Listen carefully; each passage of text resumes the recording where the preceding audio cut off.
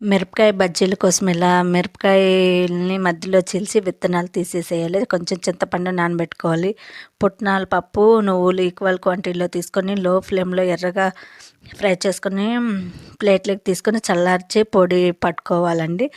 మనం ముందుగా నానబెట్టుకున్న చింతపండు గుజ్జు కొంచెం తిక్కుగా తీసుకొని అందులో మిక్సీ పట్టుకున్న పొడిని వేసుకొని కొంచెం ఉప్పు వేసుకొని బాగా కలుపుకొని లోపల ఫిల్లింగ్ కోసం ఇది పెట్టాలి. ఇది పుల్లంగా కారం లేకుండా బాగుంటుంది.